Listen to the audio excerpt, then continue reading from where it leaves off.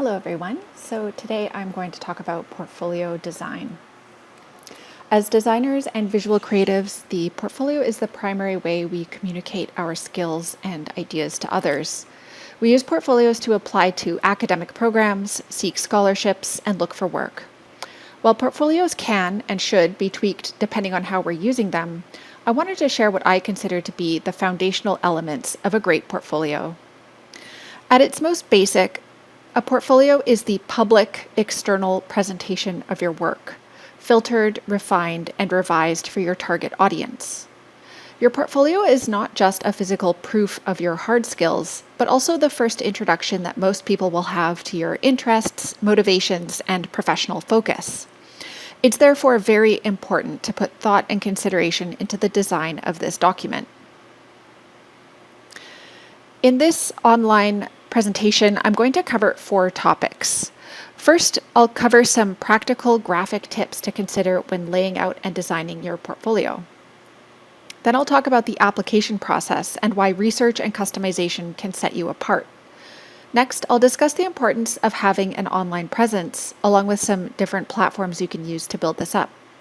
And finally, I'll do my best to demonstrate how you can set up a straightforward one-page website and publish it for free using the platform Wix. At the end of this presentation, I'll share a series of resources and links so you can pursue the development of your portfolio and website on your own time. I'm aware that many of you have already created a portfolio, perhaps to apply to summer positions and other programs, so it might seem like this workshop is a little bit late. On the other hand, you'll never stop creating portfolios and applications throughout your career, so even if you're happy with what you've got, I'm sure some of these tips will help you improve. Before jumping into portfolio creation, it's a good idea to establish general graphic guidelines. Your font pairings, text hierarchy, color palette, and graphic organization should be consistent throughout your work. Spending time developing a few rule sets in advance will make it easy to adapt your portfolio as it expands and develops without having to redesign it every time. Additionally, coordinating these graphic elements will allow your portfolio, website, and other parts of your application to read as one piece of work. This might seem like a lot of work to do before you even begin putting images on a page, but it matters. Your portfolio doesn't just say what you can do, it says how you do it. If a future employer sees a portfolio with pixelated imagery, hard-to-read fonts, irregular formatting, and harsh colors, then it won't matter how good the work might be. They'll have a hard time looking past that first impression. This is your opportunity to let someone know that you take yourself and the pursuit of design seriously, and that they can count on you to bring that attention forward into all your work. I've read a lot of cover letters and student profiles, and the most common qualities they put forward are their organization, attention to detail, and strong design sensibility. Anyone can say this in a letter, but few people prove it by weaving it through their entire application. Don't just say you have these skills, prove it. Your portfolio can show that you can reflect on feedback, refine your work to fit a presentation, and understand that the presentation of content is as important as the content itself. These are all things offices will be looking for in a potential job candidate. So let's begin with font pairing. If you aren't yet obsessed with fonts, your day is coming. When it comes to selecting fonts for use, you want to choose typefaces that will stand up to a variety of usage scenarios. Your best source for a variety of multifunctional, well-designed fonts is Google Fonts. These are fonts that are available for free use in any setting, and most importantly, they come in a web font version, meaning that they can be scaled and legibly read online without any issue. Most website builders automatically include Google Fonts in their typeface options, making consistency between print and digital media much simpler. To start, I would recommend selecting just 2 fonts to use, a title font and a body font. This will set up a natural hierarchy of information where your audience can innately understand the difference between a heading and paragraph text. Google Fonts has their own suggested font pairs, but you can also find a lot of suggestions with demos online. I've included several websites here where you can go for more advice and information and begin to test out the font combinations with your own text as well. Once you've selected your fonts, you can download the entire family to your computer. There are other ways to install Google Fonts, but this is the simplest. Once the zip file downloads, you can open it up and right-click, select Install. You may need to close and reopen Adobe programs for the font to show up as available. With your font pair selected and installed, you can begin to think about what sort of text hierarchies you're going to need. Within this spread, I have 3 heading levels, H1, H2, and H3. I also have 2 subheading levels, subheading 1 and subheading 2, and 2 body texts, B1 and B2. How on earth do we keep this type of information organized? We can use a simple tool in InDesign called paragraph styles. I won't demo every trick in this workshop, but I'm including a few links that show you how to set up a paragraph style in InDesign. A quick tip though, if you have some text that you've styled to your liking and you want to save it to reuse, all you need to do is select the text, then click on that little plus arrow in the bottom of the paragraph styles panel. This will automatically add your selected text's font, kerning, line spacing, and other features as a paragraph style. In the future, you can then select any block of text, click the paragraph style in the panel, and all the text features will be copied over. It's kind of like an eyedropper tool for text. So what about colors? For a portfolio, it's important to first consider what type of imagery you'll be placing into your portfolio. If you have a lot of colorful drawings and illustrations, you might just want to keep to a very basic neutral palette. If you tend to work with a lot of black and white line drawings or a very selective color, you might be able to safely introduce an accent color to help with graphic consistency. If you want to test and keep track of your color palette, I suggest the online tool coolors.co. You can store and refer to any color palettes you use for your projects and portfolio here and coordinate between them. I would say to be very cautious in using colors. Keep it to the very basics, like a title bar or meta text. Colors can be difficult to deploy effectively in the best of circumstances, and when mixing with other palettes from your projects, it's tough to find something that works with everything. Color can quickly overwhelm a portfolio, even when it's used minimally. If you don't feel confident about using color effectively, leave it out. With your basic graphic styles set up, you can move on to developing a template. There are plenty of online tutorials with step-by-step instructions on how to create a portfolio. If you're really interested in learning how to develop a template from scratch, I'd encourage you to follow those tutorials and get really familiar with some of the excellent tools InDesign has. These tutorials aren't necessarily great examples of good layout design, but they'll give you an overview of how to use some of the time-saving tools within InDesign. Some of you might be feeling really excited right now and want to dig right into developing a palette of fonts and colors and a custom template. Others amongst you might be feeling overwhelmed and wondering how you're going to make a portfolio with all of these complex things to think about. The good news for you is that there is a world of for-purchase graphics out there these days. If you're in a position to spend $15 to $25 on a professionally designed template, I'd go for it. On websites like Creative Market, Envato Elements, or Graphic River, you can find gorgeous multi-format templates with thoughtful text hierarchies and a plenitude of layouts to select from. While you'll likely still have to customize the layout to suit your work, starting with a pre-designed template can save you a lot of time and energy. I've also learned a lot from well-designed templates. They help me discover things that I didn't know were possible in InDesign. But what do you do if you don't have any extra cash to fling around? Don't worry, paid options were not available to me when I was designing my graduate portfolio either, and I had to come up with my own template. I didn't start from scratch though. I started by looking at portfolios from other students around the world. These can be found easily on sites like issue.com, an online publishing platform with hundreds of different portfolios and other publications to look through for inspiration. I'm going to show you 3 that I thought were good examples next and see what lessons we can take from them. This is a student from the University of Copenhagen. Her portfolio stood out for its consistent graphic style, concise captions and descriptive text, and the consistent wayfinding throughout.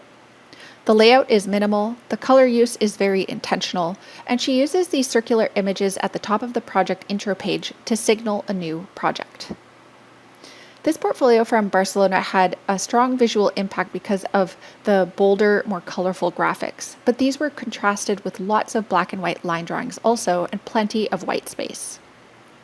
I thought that this person was able to take complex data and show it in a non-complicated way, and they also gave their drawings a lot of space to breathe on the page. This is another student from the University of Copenhagen. I thought that this template was incredibly professional. The minimal design really enhances the landscape concepts within. I also liked the way they laid out their profile and CV and thought the use of full spread images was really effective. There's lots to learn from looking at good examples. First, it's best to keep your portfolio to a maximum of 5 projects. This is probably easy for you right now since you don't have that many studio design projects anyways, but as your body of work grows, this will become increasingly difficult. 5 projects with 2 to 3 spreads per project should give potential employers a full view of your skills. Start with a strong project and end with a strong project, and edit your work down to the minimum number of images required to tell the story. There are often page or size limits on digital portfolios, so it's best to keep things tight. I think it's a great idea to include your profile and CV as part of the portfolio. Collating documents is digital etiquette that your audience will appreciate.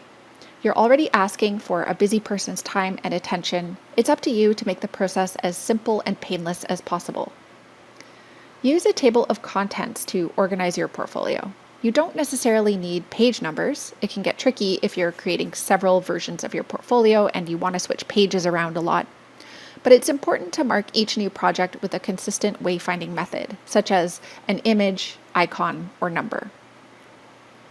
Let your projects breathe and give your images plenty of white space. There are lots of bad examples of portfolios where students have taken up the entire page with drawings, diagrams, and images that have no graphic relationship to each other. Have the confidence to let your drawings inhabit a full page on their own, or curate a few images per spread. I'm personally guilty of trying to cram a lot onto each page, but I have learned to relax with time and trust that the story is best told when it can breathe. Always give credit for work done by others. It will be very clear from your portfolio whether you personally have the skills that you say you do. You're not going to trick anyone by taking credit for a drawing done by someone else. Furthermore, it's completely normal that as you progress in your career, the majority of your work will be teamwork. It is totally okay to show group work in your personal portfolio. Just credit those on your team and be honest about your role. Last, I always say thank you on the last page of my portfolio. I think it's a graceful and polite way to recognize that someone has taken the time to review your document all the way to the end. To give you an even clearer idea of the elements of a basic portfolio, I'm going to use my graduate portfolio as an example. This isn't because I think it's the greatest example of a portfolio, far from it, but I think there are lessons to take away from it, and I did have pretty good success landing a job after graduating, so I have to believe that I did something right. Let's begin with the cover. I used a simple image, one of my favorite collages from my thesis. This might be more of a personal thing, but I always inwardly groan whenever people write portfolio on the cover of their portfolio. We all know what's happening here, so I think your name and any degree titles you have are all that need to go on the front cover. This is my table of contents. I included the project title and a short description of where the project slotted into my education or experience. On reflection, I chose a really bad title font for my portfolio, but this was 2011 and Google Fonts was just a distant dream. For the print version of my portfolio, I used a spanning image across the pages. I tried to keep the description concise, focusing on setting up the thesis issues I was tackling instead of describing my design response in detail. I tried to let the images speak for me. Potential employers don't have time to read complex text. If you need to describe every single drawing that you're showing, you're probably doing it wrong. Your portfolio needs to tell the design story in the most basic, simplified way, with the most minimal text possible. Here's a spread from one of my other master's projects. I'd probably change the captions overlaying the watercolor images as they're not super legible, but I'm happy with the way the drawings are simple and straightforward. Throughout the portfolio, I focused on big images, even though my first attempts at rendering were incredibly basic. For this project, I revisited the drawings during the portfolio process to make them match up in color and tone. It's important to go back and do this when you have time. It really makes a difference. Here are some examples of how you might integrate sketches and model photos. I would recommend that you prepare your sketches as PNGs so they can be easily laid out on any background. The last thing you want is different colors of paper showing up against each other. I made all my sketches black and white, even though several of them began as color images, to keep them consistent. I also changed the colors in my site plan to match with the graphic style of the other images so they wouldn't look drastically different. The collage of images on the right-hand side works because they're all in the same family of tones that complement each other rather than contrasting. I didn't caption any of the text on this page, and I don't think I really needed to either. The development through drawing, painting, and modeling is pretty clear. You can see the power of using a template in these spreads. The proportions throughout my portfolio are pretty much the same: 1/3 for text detail sidebar and 2/3 for images. I still regret my title font choice, but at least it's bold. Let's talk quickly here about print versus digital portfolios. You might think that printing a portfolio is super old school and just not done anymore. Most firms do ask for digital submissions. But I've never met a designer who didn't like to touch and feel a beautifully made portfolio in their hands. As long as you do it right, which I'll talk about in the next section on applications, a print portfolio can be very effective.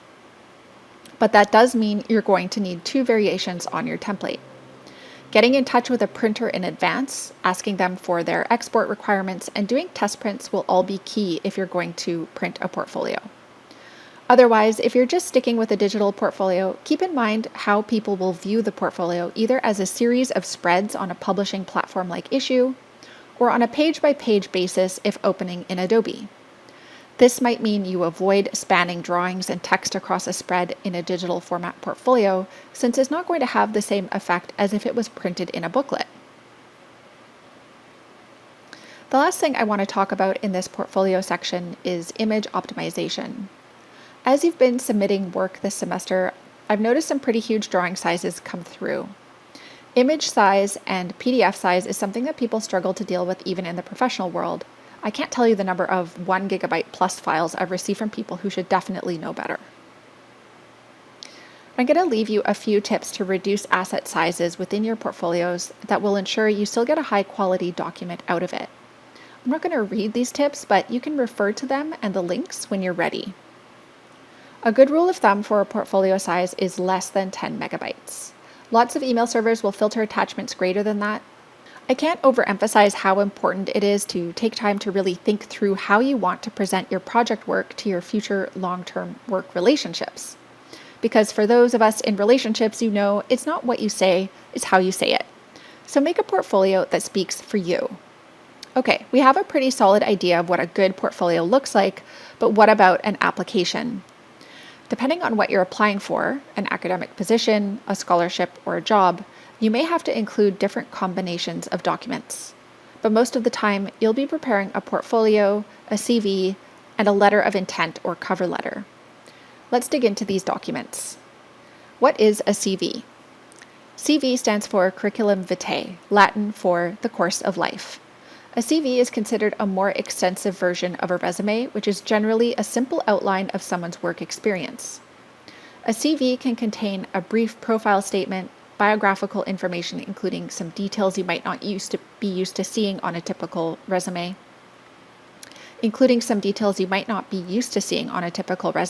like the languages you speak, where you're from, and what your citizenship is.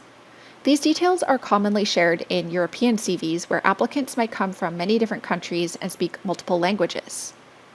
This is also common to see on an academic CV where these types of details may have importance in the hiring process. On my CV, I've sometimes included a profile picture, a list of my skills, references, and a detailed description of my work and education history.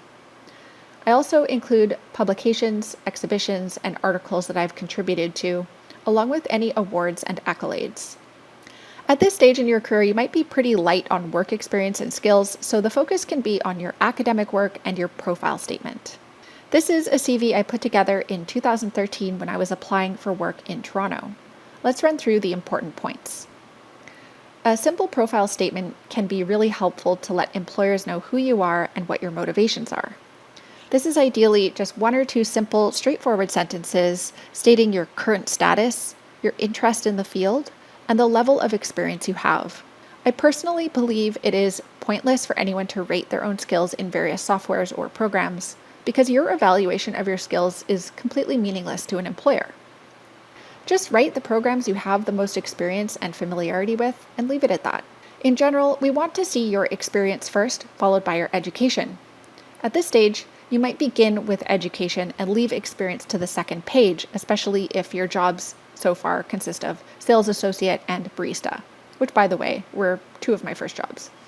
Most important is that names, dates, titles, and places are graphically standing out. Make it easy for employers to grasp the information they want to know. Your text hierarchies, as designed for your portfolio, come in very handy here. With just 2 fonts, effective white space, and some very light color highlighting, I think this CV is pretty easy to read. You can expand your education to include major projects, any accreditation you received, academic distinctions, even name drop your thesis supervisor or instructors. You never know who might know them. The design community is small. Additional relevant details like volunteer activities, participation in design build workshops, exhibitions, or publications can go below your education and experience. Follow that up with your interests. As an employer, I would want to know you're a real person, but only slightly. Don't put any stereotypes like traveling, reading, or new experiences. Be honest about your hobbies. They can be a point of connection for future employers, but they're not the focus. This is a very unfortunately written cover letter that I have received in the past. There are lots of things wrong with this application, but for me, it all starts with the first sentence. When we're making applications, there is no such thing as to whom it may concern. If you want an automatic all expenses paid trip to the recycle bin, feel free to begin your cover letter this way. As a founding principal, I feel insulted when I receive anonymous, lazy greetings like this. If someone can't spend the 30 seconds figuring out who to address their cover letter to, how can I trust them to act professionally as my employee? When you're taking the time to create an application, you want it to go straight to the eyes of the person who has the ability to make decisions about hiring. You should therefore always address your application and cover letter directly to the partners of the firm, including their titles. We never, ever, ever want to let fate decide who will see the fruits of our labor. Of course, an important part of the application process is basic research. You need to know who is running the firm, what their background is, why you want to work for them. Go to the websites of the firms you're interested in and get the names of all the important people. Look them up on LinkedIn. Do as much research as you can. This is key if you are in a place where you don't have a network and can't rely on a friend of a friend to refer you to someone. Make it your job to know who your future boss is. You also need to know how you can fit into the firm. Even at a junior level, everyone has something to offer. You want to make it easy for them to envision how you could contribute to their work. And finally, what do you want to learn from them? Respect yourself. Don't just send your portfolio around to places that you don't truly want to work or you can't see yourself learning from. As a summary, this is what you need to state very matter-of-factly in your cover letter. Who you are and what you can do. Boil your entire CV down to 1 or 2 sentences. What you want out of the experience. How you know about the firm and what you admire about them. And a sincere thank you for their time. Things to leave out. Your travel experiences. Meandering tales of woe. Anything that can be construed as bragging. Anything that takes time from a busy person and forces them to read about your personal life instead of your professional aspirations. And finally, desperation. The worst is when you get an application that says, I really need this job and I'll relocate anywhere. If I seem a little overly passionate about all of this, it's because I graduated during a recession. When I was looking for work in Berlin in 2011, I was competing with hundreds or possibly thousands of other graduates who were streaming to Germany from depressed economies in Portugal, Spain, Italy, and France. I didn't speak German. I needed an employer to sponsor me if I wanted to stay longer than a year. And with no state support like other Europeans, I had to demand a regular salary instead of the small monthly stipend that others could get by on. In other words, I was screwed. Nevertheless, I spent 2 or 3 months revising my academic projects, practicing skills at home, and refining my applications. Once I was ready to begin applying, I professionally printed exactly 10 applications. I carefully prepared each envelope to include return postage, and I sent my applications out into the world. Out of that, I got 6 job interviews and 3 offers. Ultimately, I was able to select my preferred position out of those 3 options. That is an extremely privileged place to be given my circumstances, but it didn't happen by accident. No matter what the world condition is like when you're graduating, it's going to take much more effort to set yourself apart and get that job. But believe me, it can be done. So the final topic I will offer you today is your online presence. When it comes to online presence, there's a fine balance to be struck. As a business, I recognize the need to be findable online, while at the same time wanting to limit the number of accounts I have. Privacy concerns definitely play into the sites I use to develop my online presence, but I can tell you that besides a portfolio website, there are a few platforms where some time and attention will help you develop professional relationships and can help you on your job search if you have patience. These are Issue, LinkedIn, and Instagram. Finally, there are sites like ARCHINECT, a site with professional and student blogs, a forum, job boards, and profile pages, and BEHANCE, a free online site where you can upload projects and set up an online CV. So the first site is an online publishing platform called Issue. This is a place where you can upload PDFs of portfolios, magazines, and other publications for people to flip through. This is useful because if you ever wanted to direct an employer to a high-quality upload of a digital portfolio, you could direct them here. You can also use an embed code from this site so that you can show your portfolio on your website. I've uploaded a lot of documents here over the years, and as an archive, the site has been extremely useful to me. When my computer and hard drive were stolen when I lived in Rwanda, these were the only copies of my old portfolios and applications that I had. So the internet definitely wins at retaining information long after you think you're going to need it. Next, we have LinkedIn. This is a platform that allows you to focus on your education and work experiences by linking up to people you know directly or indirectly through your contacts, as well as where many jobs are posted. Partners of firms do tend to post here pretty regularly, and I see a lot of interesting and relevant jobs come up. You can post your portfolio and website here, along with your interests and skills. The great thing about LinkedIn is that it tracks your years of experience automatically once you've filled out your profile. So when recruiters are looking for a certain qualification, for example, 5 or more years of AutoCAD experience, your profile will automatically get filtered into their range. That's why it's a good idea to start your profile now. This is one of the least intrusive of social platforms, and the returns you get are pretty great. So I'd recommend starting a profile if you don't already have one. And now good old Instagram. It used to just be bad photos of hamburgers and blurry selfies, but it's become so much more. For better or worse, Instagram is now the first place that people go to learn about you. In fact, if it wasn't for Instagram, I wouldn't be teaching you today. I began following Professor Daniel Rohr on Instagram over a year ago. We got to direct messaging one day about an Instagram story he'd posted. A DM turned into a coffee invite, which turned into a 3-hour-long chat, followed by official meetings and introductions. The next thing you know, I'm doing student reviews and signing a contract to teach. Instagram has helped me connect with local and international practitioners and has been my most accessible forward-facing platform to connect with people. This is also the first place firms tend to put out the word that they're hiring, which is an interesting development. ARCHINECT is a lesser-known platform that admittedly focuses on architects, but there are plenty of professionals from all shades of design here. The sidebar on the left holds a wealth of information, editorials and news relevant to designers, an employment section with firm profiles and job postings. Under community, we have a pretty active and engaged forum. I used to spend lots of my workday refreshing Threaded Central and having virtual beers with people all over the place.